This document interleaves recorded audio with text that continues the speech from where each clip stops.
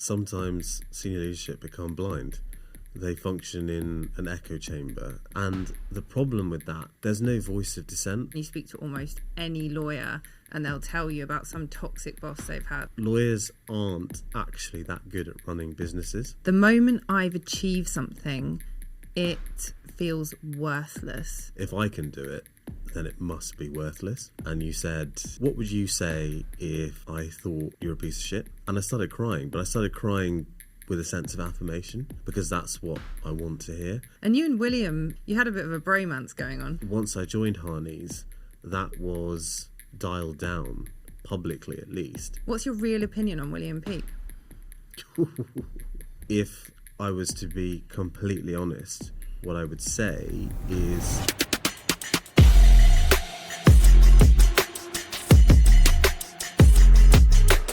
Get ready for one of the most controversial conversations on leadership I've ever had.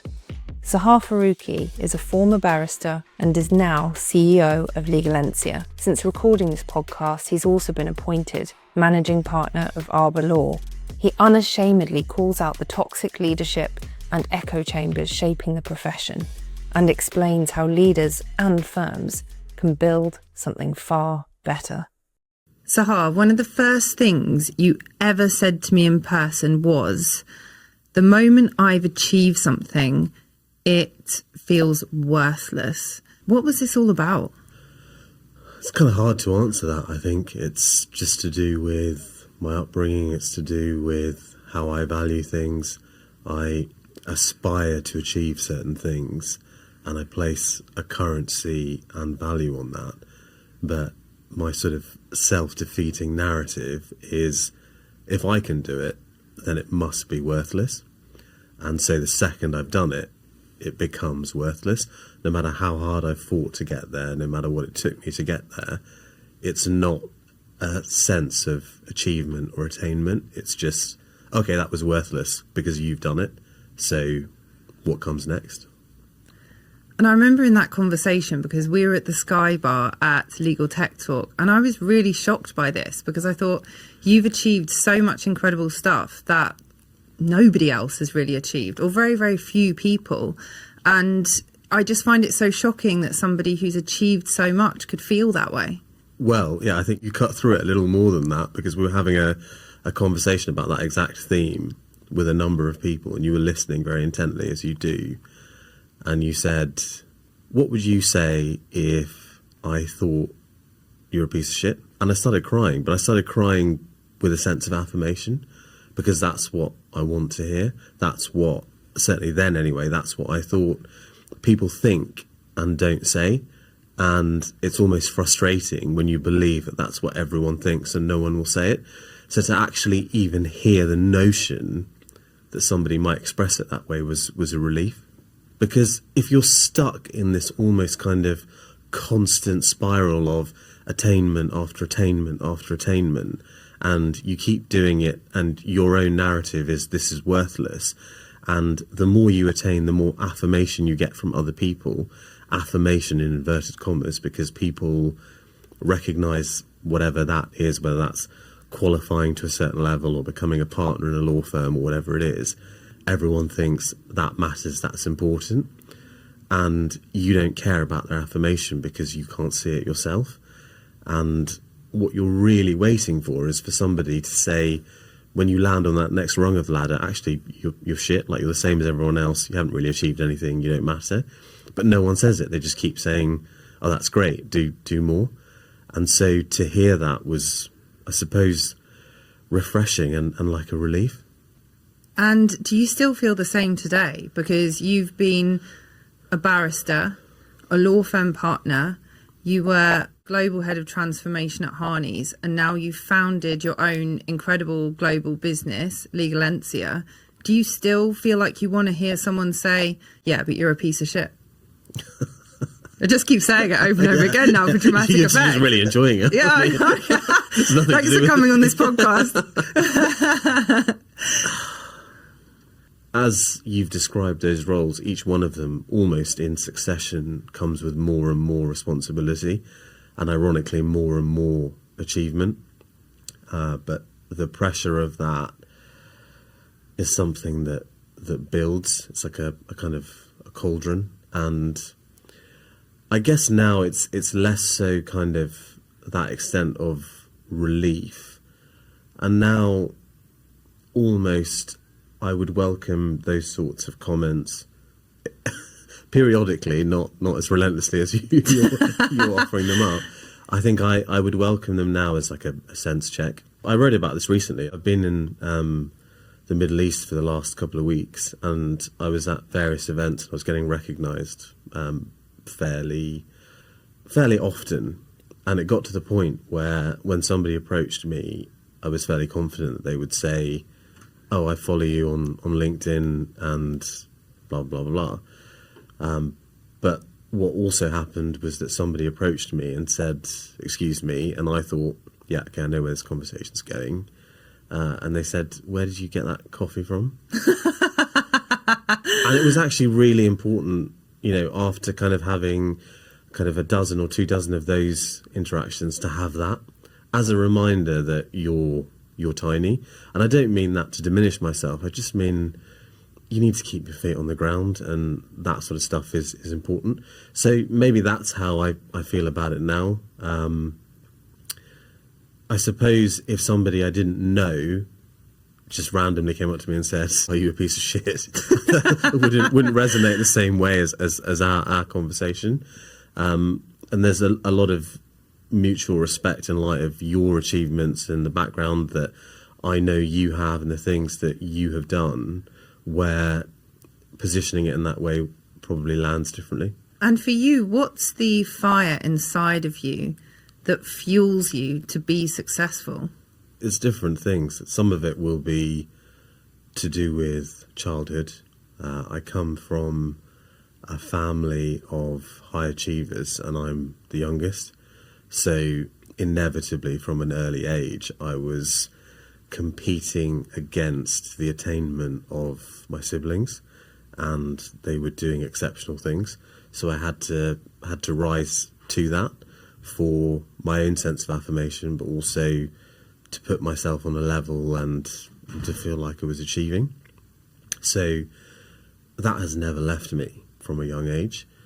But beyond that, I think, being really honest, it's to do with kind of boredom, without pushing yourself into new things, without being at least marginally uncomfortable in what you're doing, without being in a moment where you're almost forcing yourself into imposter syndrome. I don't think you're really living. I don't think you're really experiencing the fullness of what you can achieve. And so a degree of discomfort is necessary for challenge, and the challenge is kind of where you live, like where you're excited, where you're motivated. In my experience throughout my career, I've had moments where it started to become easy, and that is where I check out, where I just stop actively participating, because without that challenge, you're just not it's not exhilarating, it's not keeping you going. Because a lot of lawyers are actually really afraid of failure. They're afraid of rejection. And I see it in so many people that they keep themselves small, or they don't progress, or they don't make partner. Perhaps because they're not pushing themselves outside of their comfort zone. They're not really analysing what it is they need to be doing next to achieve that next thing. What would you say to that person?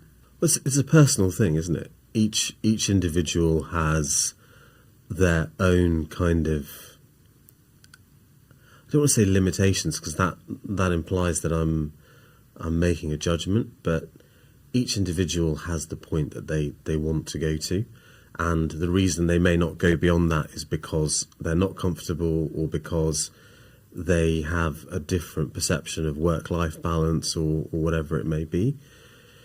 If you take that element of it as a given, and you were framing that question as what would you say to somebody who really does want to achieve like that, then I think it comes back to what makes you uncomfortable, because to really achieve. I can't think of anything I've ever done that mattered or that I achieved that didn't come with a degree of discomfort, because it's only when you're pushing your own boundaries that you break a wall down, and it's on the other side of that wall that achievement lies.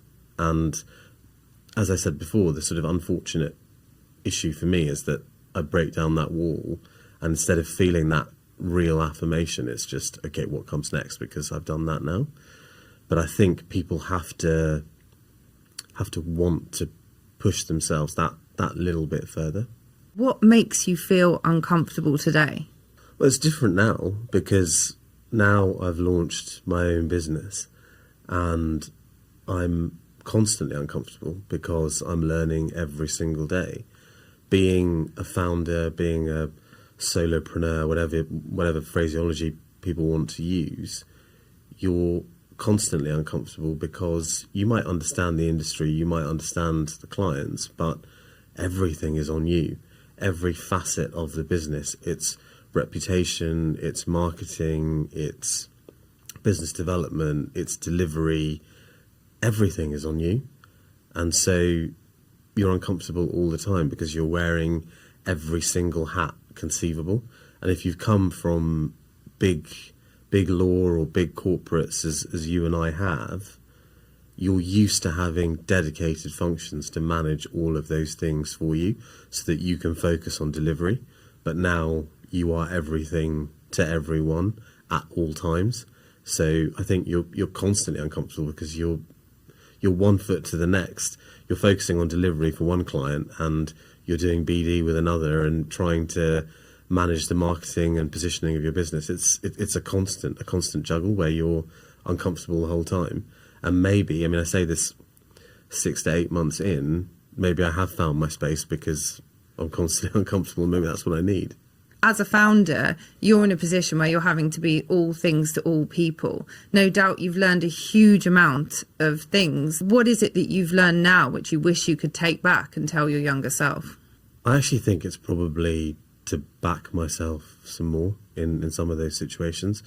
I was fortunate in that I had good mentors, good sort of senior partners who backed me, and I was second guessing myself when they weren't, and they recognised the skill set that you identify in me, and I didn't understand that it was there because I thought, I'm a barrister, what I do is entirely paper-based or court-based.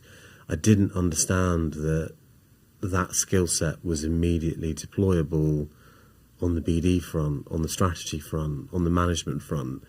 And I think if I had understood that earlier, it would have probably helped me to propel myself quicker. And how so? Well, just understanding that those skills can be deployed in that context, be it BD, be it management, be it strategy. Because if you're somebody whose job day to day is to strategize a case, to work out where the pitfalls lie, to navigate a client through it, and then stand up and represent that, present that, do that convincingly in the face of scrutiny, then frankly, pitching to a client is pretty straightforward. It's just a mental block where you just think that's not me, that's not what I do, that's not my skill set. I'm not able to do that, but you are. You absolutely are. And I was ultimately, I think, pushed by partners to do that role, and I resisted it because I thought that's not who I am. And I look back now and realise actually the raw materials were there. I just needed to back myself and go with it. And it took time. You talked in the context of the criminal bar of being a bit like a chameleon. In law firm leadership, once you're a partner, how much of a chameleon do you actually need to be successful? That depends on the firm, doesn't it? It depends on the culture of the firm, and it depends on how much the senior leadership are interested in new ideas. And it depends on the type of partner that you've been promoted to be, depends on what your business case looked like. If it's I bill 2 million a year and I'm a workhorse in a machine, that's all you're ever going to be, and that's what they care about, and they absolutely will not want you to pivot from that or change from that, because that is your role. If you've been promoted to partnership on the basis that you do bill, but also you're offering different things when it comes to management and strategy and people and purpose and culture, then they're willing to let you be a bit of a chameleon, because that requires you to change, and that's your function. So each partnership business case is different for a reason, because each partner is different, but it will depend on the makeup of the firm and what they're looking for in that moment. One of the biggest problems that we see in law, and I know you speak about this very openly, is toxicity in the industry and toxic leadership. I know I've personally experienced this, and you speak to almost any lawyer and they'll tell you about some toxic boss they've had. They'll tell you about how they've been bullied. They'll tell you how there's been misogyny, etc. Now, one of the things that you said on LinkedIn recently was one of the biggest problems with a toxic workplace culture is almost always the fact that senior leadership don't realise that it's become toxic. If they're obstinate, blind and deaf, the toxicity rises unabated. They can't sense that the business is slowly going downhill and that it's time to make changes. What did you mean by that? I mean that sometimes senior leadership become blind. They function in an echo chamber. And one of the weird things about law firms is the senior leadership is almost always just comprised of lawyers. And often those lawyers have been either in the same firm or similar firms for 15, 20, 30 years. There's no sensible external voice. Even, the CFO sometimes will be someone who's been part of the law firm for 15, 20 years. There's no voice of dissent. There's no voice of different experience. And lawyers are notoriously arrogant because they believe they understand everything because the law is central to so much. But lawyers aren't actually that good at running businesses. They're used to advising businesses, but they're used to advising businesses on a specific aspect or element that they're facing, whether that's M&A, whether that's litigation, whatever it might be. They aren't used to running a business, but you've got lawyers running the business of the law firm, and you have a management team that is ill-equipped to do that, and around them is just an echo chamber of other people who are equally ill-equipped, and they're all just affirming the same ideas. And the problem with that is there's no introspection, there's no outward reach. It's just, this is what we're doing and this seems to make sense, so let's keep doing it and let's keep pushing at this. The only point at which they realise there's a problem is when the bottom line is affected. That's the moment at which suddenly they say, hang on, something's gone wrong here.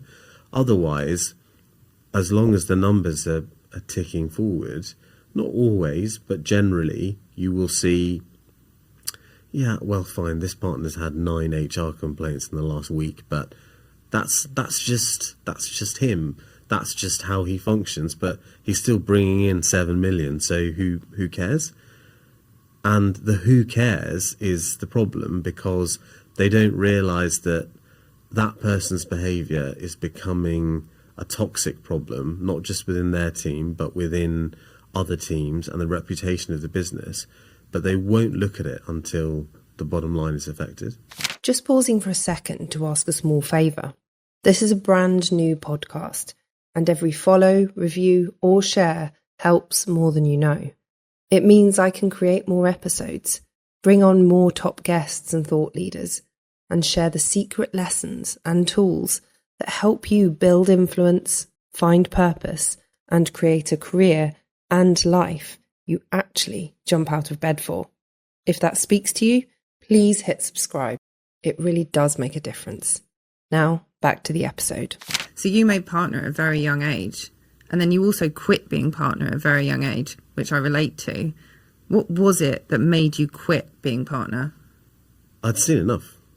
It was a scenario where doing it quite so young, when it's something you've aspired to for what feels like an eternity, it just wasn't, it wasn't everything that it was cracked up to be. And the thing that people don't understand about partnership is it's another rung of the ladder that is kind of dangled above your head, and you reach for it and you reach for it and you get there. And the second you get there, you realise that you're actually now just on the bottom rung of a different ladder, and there's 50 other rungs where it starts to separate into equity and all sorts of other things. And it's just a new rat race. It's a new level of politics.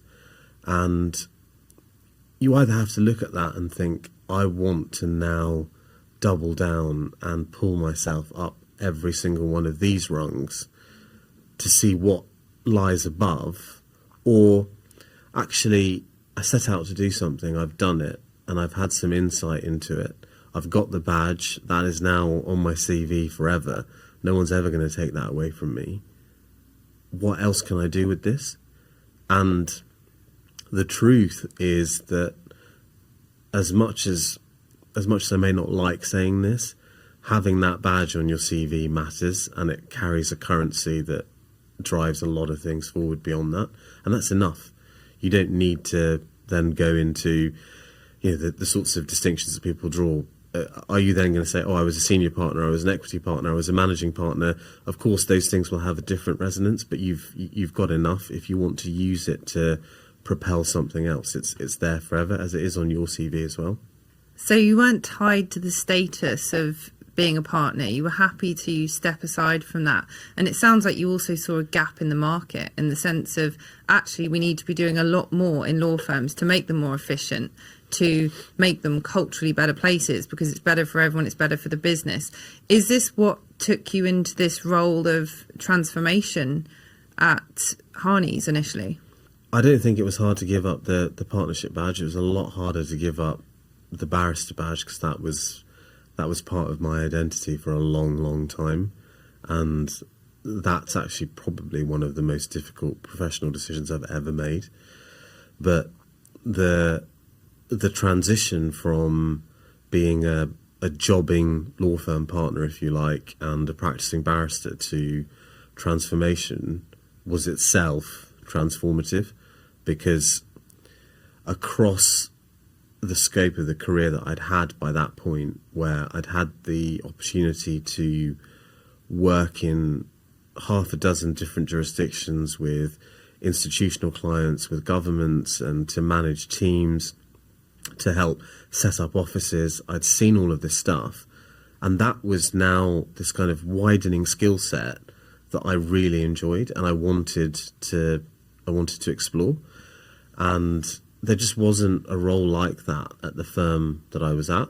So I just said, I'm done with this. I'm done doing international arbitration. I'm done doing this model. Unfortunately, you're a bit stuck, because people look at you as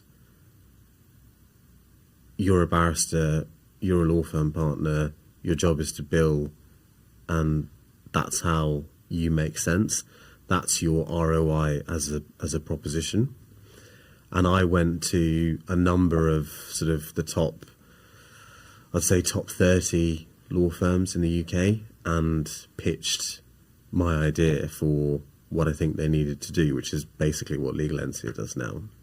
And pretty much all of them said the same thing, which was, we really like that, it makes a lot of sense, we could use a lot of that stuff, but you also need to have £1 million book of work and be delivering that alongside it. If you're doing that, then we can talk about this other stuff. And I found that very frustrating, because I was deliberately saying I don't want to do that. But that's where William Peake and Harneys kind of come into it, because they are in a moment themselves of change. He's a different person as a managing partner. He's very different to anyone that I've ever known or worked with. And it was kind of a perfect storm. And you created that role for yourself at Harneys, right? Well, I wouldn't say I created the role because we created it together. The story there is, and it's a classic kind of LinkedIn moment where I put out a post which was just total nonsense. It was a post about things lawyers say versus what they actually mean. So translating, a line from correspondence into kind of this is what they're actually saying. William Peake commented on it. And I looked at his comment and it said, William Peake, Global Managing Partner, Harneys. And I thought, right, what's Harneys? I've never heard of that. Never heard of it. And who's this bloke? So I've never heard of him either. So I went on his profile and I looked into Harneys and I was like, oh shit, like this is like a real law firm. This is like an actual big deal. Who is this guy? And then I looked into him a little bit, read about him, and I just sent him a DM and I said, I think we could have a useful conversation here. To my amazement, he responded very quickly and we ended up going for a breakfast meeting.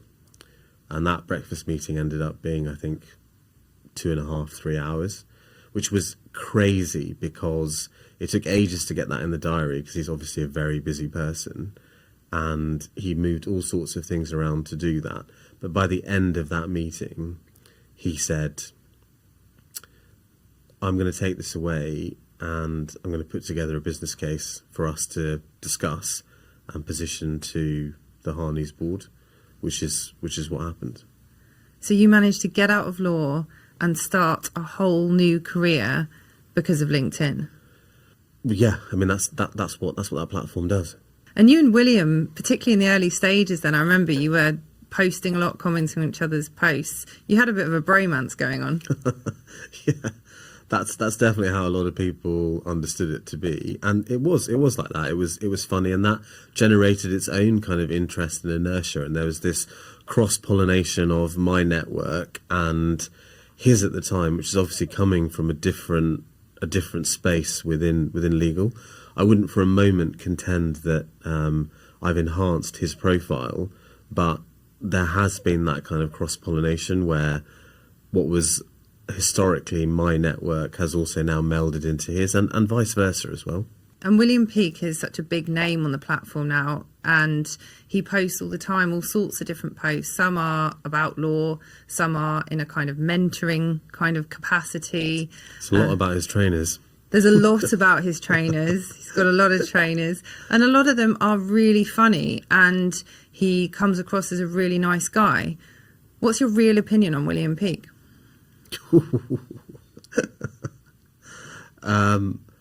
Look, the guy is absolutely hilarious. Like in person. I mean, he used to be a stand-up comic, so he's got that. And, as an Irishman, he's got the gift of the gab. He is a talented lawyer. He's charismatic. You have to be in a position like that. If I was to be completely honest, what I would say is the persona that he projects on LinkedIn, like any of us, is a persona.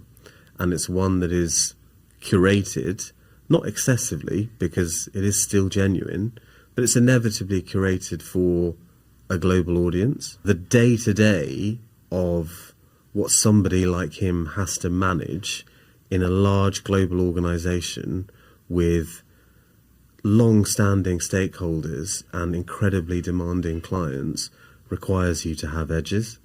So, of course, he has edges as a person doing that sort of job. And those aren't necessarily visible from the lens of LinkedIn, nor do they need to be, nor should they be. But I respect those, and I've encountered those and understood those and worked with those. And I think those are essentially necessary for someone in his sort of position. What edges do you have to have as a managing partner to be successful at your job? You've got to be able to stand up and put people in their box sometimes. You're dealing with egos, you're dealing with complex business decisions, you're dealing with multinational clients, you're dealing across 15 time zones. Are there even 15 time zones? Well, you're dealing across a lot of time zones, And you've just got to be sometimes brutal. You've got to make decisions that some people won't like. And without that, you're not going to be effective at your job, and you'll be eventually, when the cycle comes round, you'll be voted out as managing partner because you're ineffective. So to do the job of a global managing partner or CEO, those edges require you to sometimes make unpopular decisions or put somebody who has a lot of clout in the firm or the business in their place. And to do that, you've got to be a strong person, and you've got to accept that that won't always be popular. So there's something about being a successful leader which means you have to accept that you're not always going to be popular. Yeah, I think so. And I think empathetic leaders, and he is certainly one of them, that is probably one of the elements of leadership that they struggle with the most. Certainly it's one that I've struggled with the most, because you want to be liked and you want to be everyone's friend, but that is not the same as what is fundamentally more important, which is being respected. It's not about being feared, it's about being respected. And that means that you can't be everyone's friend. It means that you can't be the most popular person. And actually, you mentioned earlier about us having this kind of very public bromance at the beginning. We absolutely did. But once I joined Harneys, that was dialed down, publicly at least, because it's not the right image or persona for him to have or me to have when we're working together and we're in that relationship in an organization. So those are the types of nuances that are necessary as professional relationships develop, especially for someone who is managing the types of things that he does. And in your role at Harneys, you came in out of nowhere into this new role of head of transformation. Did you have to make decisions which were unpopular? I did have to make decisions that were unpopular, but I had his support. I had a mandate. The role was created and endorsed by the board. It was a fixed term contract, and it was predicated on very specific projects. The thing about transformation and change in general, though, is it necessarily requires pushing buttons, and sometimes that means people's buttons. You have to understand how to present it, though, and understand the difference between walking into a team or walking to an individual and saying, what you're doing is shit, it doesn't work, so I'm going to change it. Because that's going to get people's backs up, right? And they're already a bit apprehensive about why a role is being created to change things anyway. As opposed to walking into that room or that individual and saying, look, I'm not here to tell you how to do your job, but I want to understand some of the pressure points that are affecting you and how you think this might be improved, and working with them to create a strategy that they feel they have ownership of without feeling attacked. And you give them an opportunity to own the change and then take them on that journey. And of course, the sort of Machiavellian element of that is that that's what you were there to do anyway. But it's much easier to drive change when it's supported by the people who need to actually impact it and form it and live it. If you're trying to push them through a change, as anyone knows, whether it's in a personal context or a professional context, it's just much harder. You need that engagement and that investment from them. So in Harneys, you were on the ground, you were embedded in the company, but now with Legalencia, you're brought in as a consultant. Do you receive a lot of pushback from companies or from boards where they're saying, yeah, this all sounds good, but how are we going to implement that? Or you see a really toxic leadership and a toxic culture. Like, how do you manage to bring about the kind of change that's needed within these companies? Well, it's ironic because my dream client is the most toxic organisation, ideally a law firm in the world. But the problem is they aren't looking for change. because they think that they're perfect or they think that things are going well. And so I don't get approached by the most toxic organisations, and I could name one or two, but I'm not going to. It's slightly tongue-in-cheek, but my LinkedIn DMs are full of messages from people at the same firms saying, I wish we could have you here because we've got this problem. And if their leadership aren't the ones reaching out, it doesn't matter. I can't work with the organisation until the leadership see that. The irony is that I get approached by leadership of firms that are actually doing pretty well. And the fact that they're reaching out to me is almost itself a kind of barometer of their health, because they've recognised we need help and we want to make positive change. That's a mindset which is already showing that they're moving forward. Thus far, I don't see that much resistance because I'm being brought in on the back of, similar to Harneys, we're creating a mandate for you to help us open an office here or develop a team here or change this aspect of our organisation. So all of those things have already come together before I'm brought into the picture. Okay, so imagining I'm on the board of one of the most toxic law firms, and I just happen to reach out to you because maybe I've got enough awareness, but the rest of the board hasn't or whatever at this point. And I say, Sahar, can you help us out here? Where do we start? In your scenario, I would have a conversation with you and I would say, you tell me what the makeup looks like on your board. How many people are going to be pissed off if they find out that you're talking to me about this? Be honest, how many of them are? Okay, if you still want to pursue it in light of that, then the first thing you do is you tell them openly, I am going to approach Sahar to talk about this stuff, and I'm going to bring him in and you grill him all you like on why you think it's bullshit and why you think we don't need to change.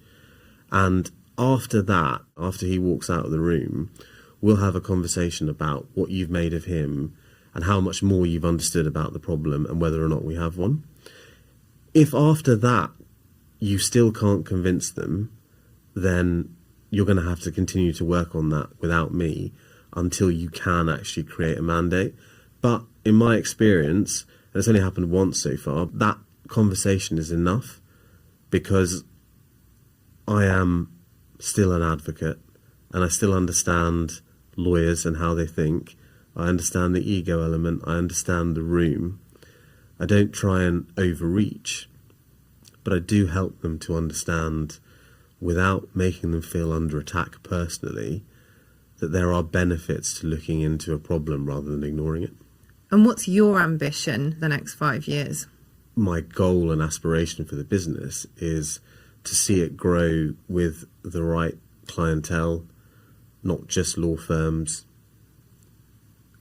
to demonstrate across professional services that change is possible and change can be delivered in an effective way and also a cost-effective way that at the end of the process you will look back on the journey you've been on and think, God, I can't believe that we used to do that, or that's how we used to manage that. The real satisfaction and driver is purpose-led, and it's seeing that change and seeing how an organisation transforms through that journey. And what is your purpose? To be better, to keep challenging myself, to grow, to list as many cliches as I can. It's a very hard question to answer, but I think my life experience, my earning experience has been about being challenged and growing in that way. Without that, I think I stagnate both personally and professionally. So my aspiration is to continue to challenge myself and I think along the way inspire others to do the same, because I find it incredibly engaging and satisfying when I help others challenge themselves and watch them grow to the next level of their own journey. Thanks for listening to Lawyer Unleashed. If you'd like to get in touch with Sahar, His details are in the show notes. And if you enjoyed this episode, make sure you subscribe so you don't miss what's coming next.